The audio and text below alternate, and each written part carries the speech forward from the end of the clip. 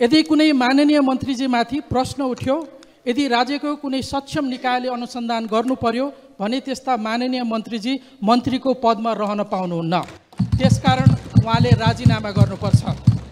यी शब्दहरू मेरा होइनन् सभामुख महोदय, यो त यही सम्मानित सदनमा 2080 चैत 3 गते मङ्गलबारका दिन प्रतिपक्षी दलको नेताको हैसियतले वर्तमान गृहमन्त्रीज्यूले व्यक्त गर्नुभएको नैतिकताको मापदण्ड हो।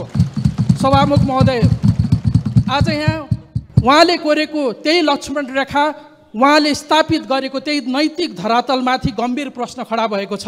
आज प्रश्न स्वयं गृहमन्त्रीज्यूमाथि उठेको छ कि उहाँले त्यति बेला प्रतिपादन गर्नुभएको सिद्धान्त आज उहाँलाई लागू हुन्छ कि हुँदैन,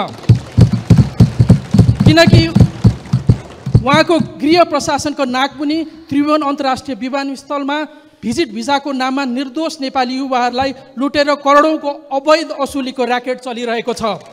अझै डरलाग्दो कुरा त के छ भने विभिन्न सञ्चार माध्यमहरूले गृहमन्त्रीज्यूकै सचिवालयको प्रत्यक्ष संलग्नता रहेको समाचार लगातार प्रकाशित गरिरहेका छन्। समाचारमा आएको तथ्याङ्क मान्ने हो भने पछिल्लो 8 महिनामा मात्रै धन्दै 4 अरबभन्दा बढीको लुट भएको छ। यत्रो ठुलो खेल कुनै राजनीतिक संरक्षण बिना सम्भव छ कि छैन? गृहमन्त्रीजीले पठाउनु भएको सहसचिव विवादित पृष्ठभूमिको हुनुहुँदो रहेछ, तर किन उहाँलाई अध्यागमनमा पठाइयो? के गृहमन्त्रीज्यूले थाहा नपाएर, स्वच्छ भएर, सक्षम भएर भनेर पठाउनु भयो कि यो उहाँको पनि स्वार्थ जोडिएको विषय हो? यसमा अनुसन्धान हुनुपर्छ। यसमा एक व्यक्ति मात्रै होइन सम्माननीय सभामुख महोदय, सम्माननीय माननीय गृहमन्त्रीज्यूकै सचिवालयमा रहेका कर्मचारीहरू पनि यही पृष्ठभूमिमा जोडिएको देखिन्छ। साथसाथै अख्तियारले छापा मार्न एक दिन अगाडि विवादित सहसचिवलाई सरुवा गरेको देखिन्छ। कानुनका पृष्ठभूमि भएका मन्त्रीज्यूलाई थाहा छ यदि कुनै निकायले प्रमाण जुटाउँदैछ भने प्रमाण जुटाउन दिने कि प्रमाण नष्ट गर्नको लागि उसलाई सरुवा गरिदिने। अब अनुसन्धान कर्मचारी माथि मात्रै होइन, गृहमन्त्रीमाथि पनि हुनुहुन्छ। यसमा प्राविधिक अनुसन्धान हुनुपर्छ, मोबाइलहरूमा र ल्यापटपहरूको परीक्षण हुनुपर्छ, तर त्यो परीक्षण गर्ने निकाय प्रहरीका मार्फतको विधि विज्ञान प्रयोगशाला हो। तर अहिलेको परिवेशमा के स्वच्छ अनुसन्धान होला, रोज स्वच्छ रिपोर्ट आउला त? हामीलाई प्रशस्त आशंकाहरू छन्। माननीय गृहमन्त्रीजीको नेतृत्वमा यसभन्दा अगाडिका सरकारले अनुसन्धान गरी उच्च राजनैतिक तहको संलग्नता रहेको भनेको भुटानी शरणार्थीको काण्ड दबाइएको छ। सहकारीको मुद्दामा रवि लामिछानेलाई 3 महिना हिरासतमा राखेर अनुसन्धान गर्यो, तर सत्ता पक्षका सांसदलाई प्रहरीको कार्यकक्षमा बोलाई चिया खुवाएर पठाइएको छ। सम्माननीय सभामुख महोदय, अब हामी कसरी विश्वस्त हुने गृहमन्त्रीले निष्पक्ष छानबिन गर्नुहुन्छ भनेर? यो कुनै एक कर्मचारीले नागरिकता बनाउन गएको बेला नागरिकसँग घुस मागेको विषय होइन। यो त म्यान पावरदेखि एयरलाइनसम्म, कर्मचारीदेखि मन्त्रीज्यूसम्मको सचिवालय जोडिएको छ।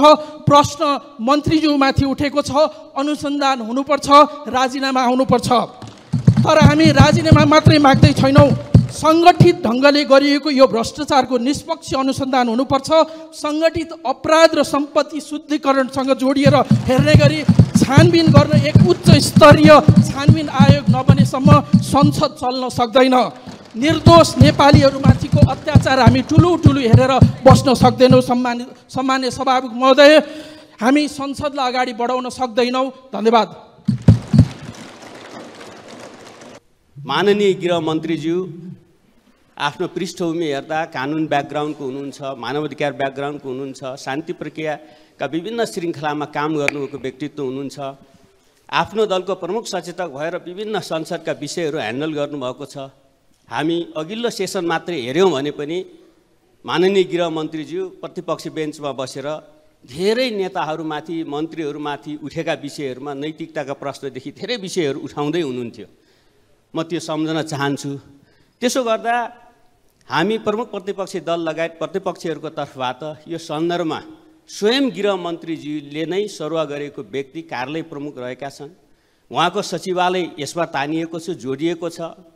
अख्तियारले छापा मारेको छ, स्टिङ अपरेसन। त्यसपछि चाहिँ पक्राउ परेको व्यक्ति यो सामान्य मान्छे, सानो माछा अरू छ भनेर 1 दिन 2 दिनपछि नै छोडिरहेको छ। ठुलो माछा को हो? स्वयं अख्तियारले नै भनिरहेको छ।